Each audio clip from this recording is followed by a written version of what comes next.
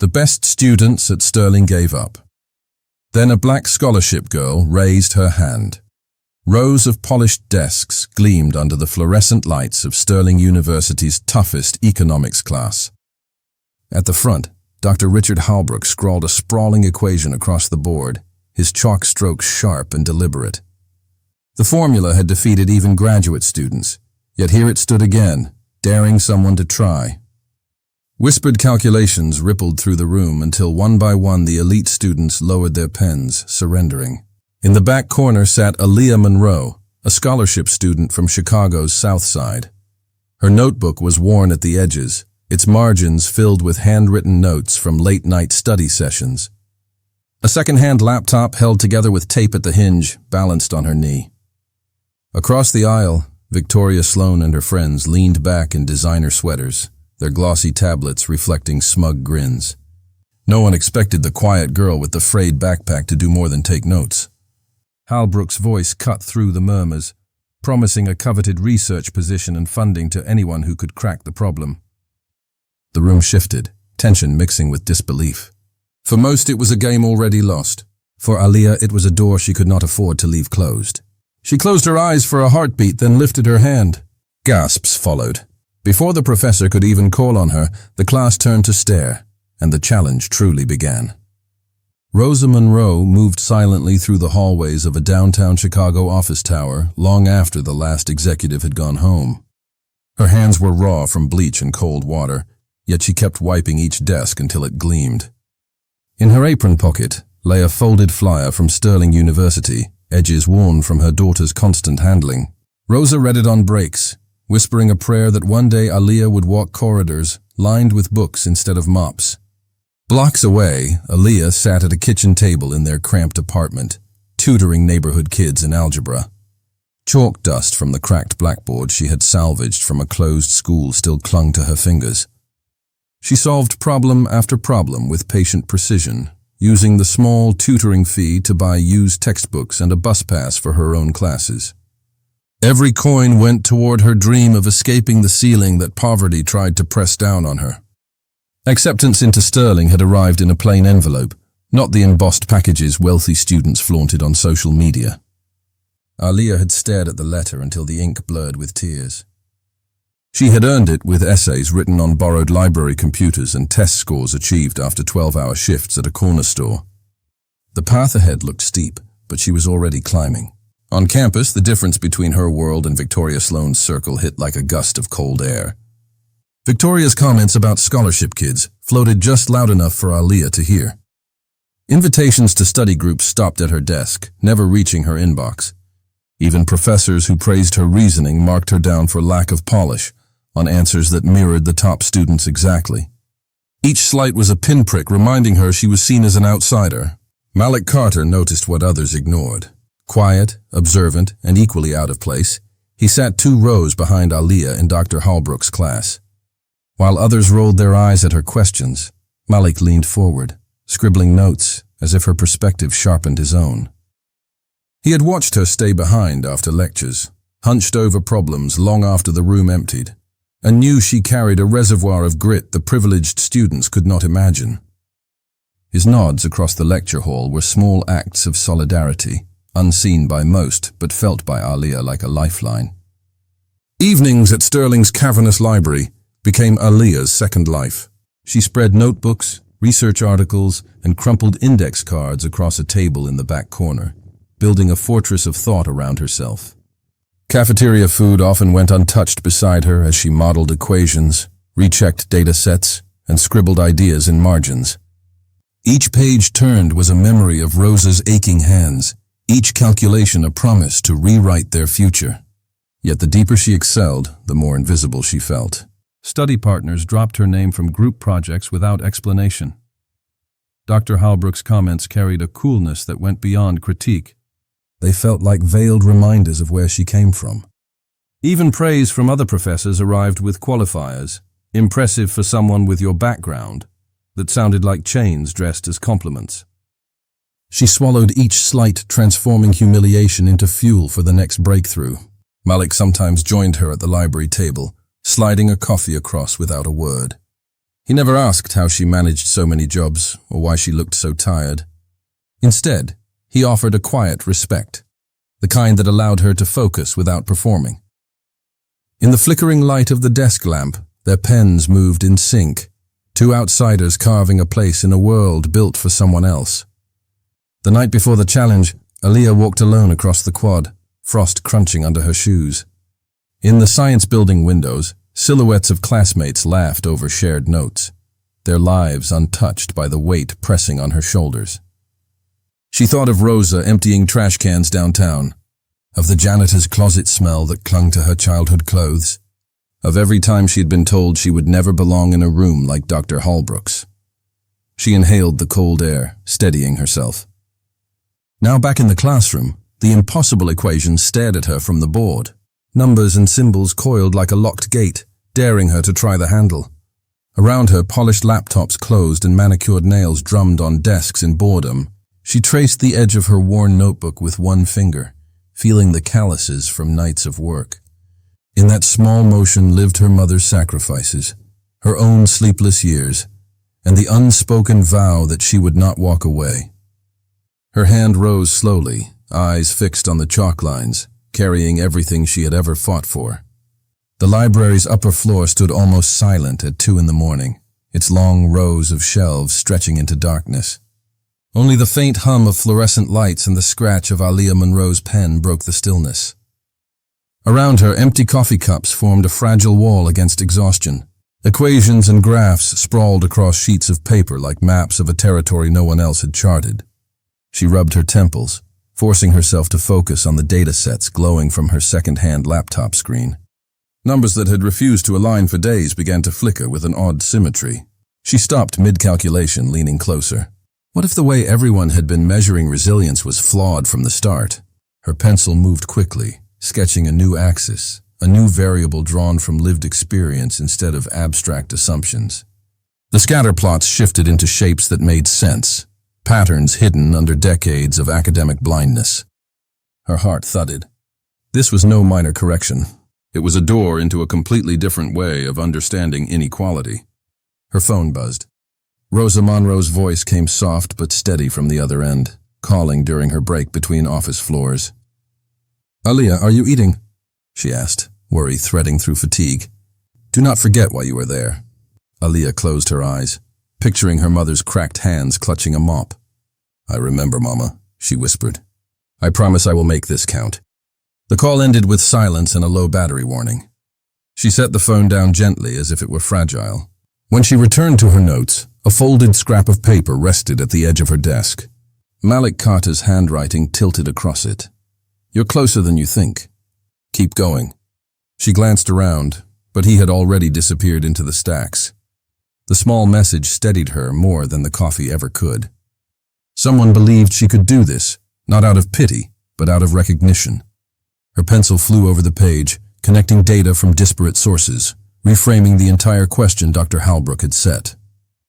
The model forming under her hand was not a solution inside his rules. It was a new set of rules altogether. She imagined presenting it in 3 days, her voice cutting through the smug certainty of the classroom. For a moment she almost laughed at the audacity of it, a janitor's daughter rewriting the mathematics of privilege. A cold draft swept through the library as she packed her notes, but she did not feel it. Stood at the window, city lights flickering below like a constellation of possibilities. If her calculations held, she would not just answer Dr. Holbrook's challenge. She would expose the flaw in the foundation itself. The clock on the wall clicked past 3 a.m., 3 days. That was all she had. If she was right, she would not simply solve the problem. She would change the course of the entire class. By the middle of the week, the quiet buzz around Sterling had turned into whispers. Aaliyah Monroe would walk into the study hall and feel conversations pause, eyes following her. She did not have proof, but she knew where it began. Victoria and her friends had a private group chat where they posted sneering jokes about her late nights in the library and her impossible model. One post even used a photo of her empty coffee cups taken without permission. "Trying to play hero of the poor again," one caption read. The laughter from their corner of the lounge cut like glass. Dr. Holbrook did not help. In class, he began to speak about students who confuse activism with research, glancing at her every few words. When she asked a question, he sighed loudly before answering. One afternoon, he told her, in front of the entire seminar, "Some people simply do not understand the rigor this work requires." She felt her cheeks burn, but she held her pen steady and wrote every word down. The more they tried to shrink her, the more she felt herself solidifying inside. Malik Carter started showing up at the library during her night sessions. He did not make big speeches. He sat beside her laptop and quietly sifted through public data sets she could use to test her model. "If we pull the numbers from city housing records, we can prove your pattern holds," he said one night, sliding a USB drive toward her. The gesture was small, but it felt like someone had opened a window in a suffocating room. Sleep became a luxury. Her alarm went off after only 2 hours, her eyes still burning from the screen. The model had holes. She needed more data. The software she used crashed without warning, erasing a day's work. She stared at the empty screen until tears blurred her vision. But she forced herself to start again, her mother's voice echoing, "Do not forget why you are there." Little victories kept her going. At dawn one morning, she found a key data point hidden in an old municipal survey, exactly what she needed to complete the missing variable. She scribbled it into her notebook, hands shaking. Another night, Malik's quick script pulled a clean graph from a tangled mass of numbers. Each small success felt like stepping stones across a fast river. But the obstacles grew too. The rumors deepened. She overheard a student say Dr. Halbrook was planning to make an example of her during the final presentation in front of the dean. She pictured standing at the podium, every flaw in her work magnified under his cold gaze. The thought made her stomach tighten. Yet she refused to back away. Every mocking post became fuel. Every doubting glance hardened her focus. She began to move through the halls like a blade, polite but distant, her notebooks clutched tight. When Victoria tried to trip her with a question about real research methods, Aaliyah answered calmly and kept walking. The days narrowed to hours. Charts covered her dorm walls, tape curling at the corners. She whispered explanations to herself in the dark, practicing for a presentation that could either open doors or end her dream. Even when her hands trembled with fatigue, she kept writing, calculating, rehearsing. Somewhere deep inside, she felt a slow fire build, the sense that this was more than an assignment. This was her chance to rewrite not just an equation, but the story others had written for her. The presentation day was almost here. Dr. Halbrook was waiting. And Aaliyah was not planning to bow her head. The lecture hall filled long before the clock struck 10. Every seat was taken. Students leaned against the back wall, whispering and checking their phones. The row of professors sat like a tribunal, notebooks ready. Dean Robert Ellison occupied the center chair, his silver tie catching the light. Aaliyah Monroe stood at the side of the stage, holding her worn laptop, feeling her palms sweat. She had never seen so many eyes fixed on her at once. She placed her papers on the podium, straightened her back, and forced herself to breathe slowly. Malik Carter had slipped into the room minutes earlier, choosing a spot by the exit. He caught her eye and gave a small nod. It was not a smile, but a steadying signal, as if to say, "You belong here." Dr. Richard Halbrook introduced her with a thin smile that did not reach his eyes. "Today," he said, "one of our more enthusiastic students will attempt to explain a model she claims to have developed. We shall see." His tone drew a few soft laughs from Victoria Sloane's corner. Aaliyah clicked to her first slide. Her voice trembled at first, the microphone catching the quiver. She described the original equation, the one Dr. Halbrook had written on the board weeks ago, and how she had approached it from another angle. She pointed to the screen, her finger steadying as she spoke. "By changing the weight of each variable, the pattern stops breaking down," she said. "It reveals something hidden." Numbers filled the screen, then graphs. Slowly, as she walked them through each step, her voice grew stronger. She explained how she had tested the model on public housing data, employment statistics, and university records. Every line balanced, every proof held. Heads began to tilt forward. Pens started to move. She paused for a heartbeat and switched to the next slide. "This is what the model shows," she said.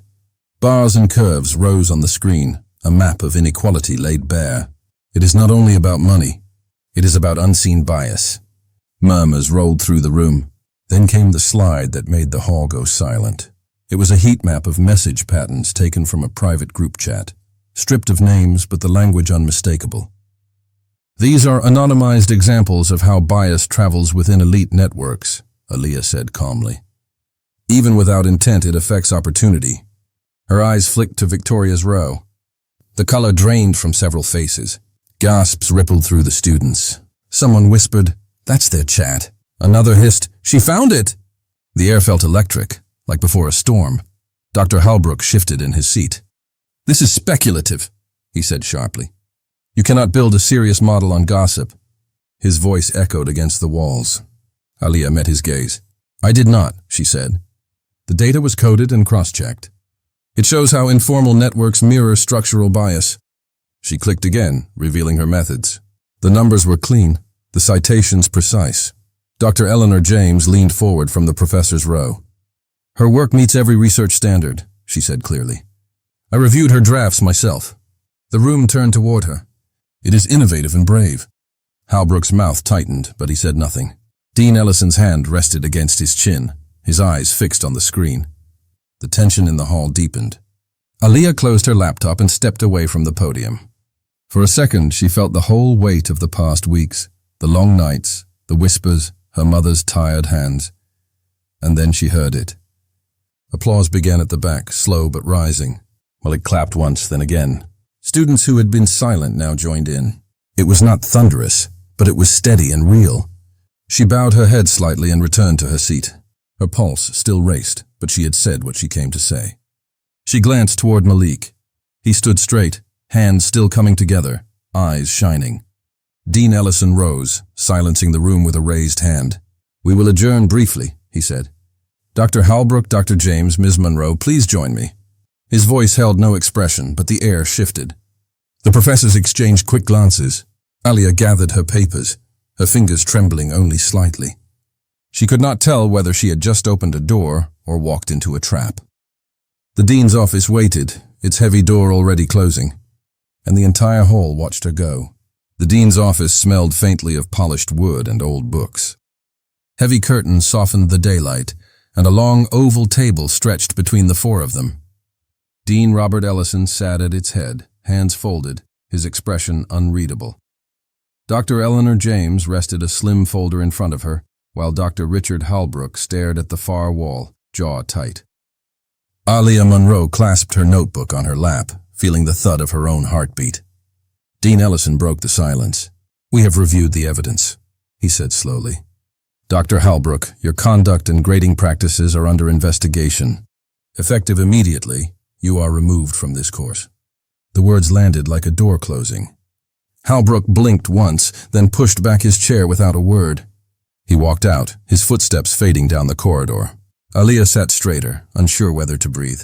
Dean Ellison turned to her. "Ms. Monroe," he said, "your research has met and surpassed our highest standards. The university will fund your model, grant you a full scholarship for the remainder of your studies, and incorporate your framework into our new curriculum on inequality." His tone warmed slightly. "This is well deserved." Dr. James smiled at her. "Congratulations, Aaliyah," she said. "This is just the beginning." 2 days later, a small celebration was held in a quiet seminar room. No banners, no photographers, just a handful of students, Malik Carter among them, and Rosa Monroe in her work shoes and neat coat. She had taken the train straight from her night shift. When Aaliyah saw her mother standing by the window, tears gathered before she could stop them. Rosa reached out and hugged her, the hug of a woman who had mopped floors so her daughter could study in peace. Malik approached shyly, holding an envelope. "The department offered me a research assistant role," he said. "We could build the next stage of your model together." His voice carried no surprise, only quiet pride. Across campus, Victoria Sloan and her circle had already dissolved, their private chat group deleted without ceremony. Rumors whispered, then faded. That evening, Aaliyah walked alone across the quad. The autumn air smelled of damp leaves and cold stone. Students hurried past with backpacks and coffee, but the campus felt different now, as if its gates had opened wider. She still felt tired, but the tiredness had a different weight. No longer survival, but purpose. She stopped at the steps of the library, the same library where she had fought through the nights, and looked up at its tall windows glowing against the dark. For the first time, she believed she belonged not just in the room, but at the table where decisions were made. Several years passed. The heavy oak doors of Sterling University's economics department opened on a new semester, and at the head of the hall stood its youngest professor. Aaliyah Monroe adjusted her glasses as she watched students file in, some from prep schools, some from community programs, all clutching fresh notebooks. She remembered sitting where they sat, hidden behind second-hand binders, and felt a quiet surge of gratitude. Her office now overlooked the quad she had once crossed in exhaustion. On the wall hung a framed photo of Rosa Monroe in her work uniform, smiling shyly at the camera. Below it, stacks of papers from her mentees waited to be marked. Malik Carter stopped by often, now a doctoral candidate and co-author on her latest research. He dropped a folder on her desk and grinned. "Policymakers in 3 states are piloting the model," he said. "They want you to testify next month." News clips played silently on a small screen in the corner. Headlines about how her framework had reshaped hiring practices and university admissions. She had become not only a scholar, but a bridge for others who were told they did not belong. Later that afternoon, she stepped out onto the steps of the lecture hall, watching a stream of first-year students cross the courtyard. Some looked nervous, some excited. In one face, she saw the same mixture of fear and determination she had once carried. The cycle of opportunity was still fragile, but it was moving, and she had helped push it forward. As the sun lowered behind the old stone buildings, she felt the same truth she had proven with numbers years ago. Genius and innovation do not grow out of privilege alone. They rise from necessity, persistence, and the courage to try. Aaliyah lifted her notes, ready to begin her lecture. And somewhere in the crowd, a young student raised a hand.